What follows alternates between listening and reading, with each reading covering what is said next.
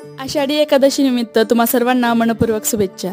आजपासून 15 दिवसापूर्वी निघालेले वारकरी आज अखेर पंढरपूरमध्ये पोहोचले असेल आणि विठुरायांच्या दर्शनाने त्यांचा संपूर्ण थकवा एका क्षणात नाहीसा झाला असेल। आजच्या एकादशीचं अजून एक महत्त्व म्हणजे आषाढी एकादशीपासून तर कार्तिकी एकादशीपर्यंत भगवान विष्णू हे निद्रा अवस्थेत असतात, म्हणजेच 4 महिन्यांसाठी ते झोपलेले असतात। आषाढी एकादशी म्हणजे 24 एकादशींपैकी सगळ्यात मोठी एकादशी, म्हणून आज लहानांपासून तर मोठ्यांपर्यंत सगळ्यांचा उपवास असतो। लहानपणी फराळाचं खायला मिळणार म्हणून खूप आनंद व्हायचा, मात्र तोच आनंद आज मला सगळ्यांचे आवडीचे पदार्थ बनवून मिळाला।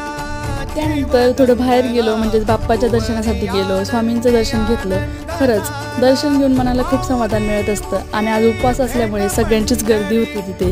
तिकडनं येताना आम्हाला माऊलींचं सुद्धा दर्शन झालं। तुम्हाला व्हिडिओ कसा वाटला हे मला कॉमेंटमध्ये सांगा। तुमचा दिवस कसा गेला हे देखील सांगा।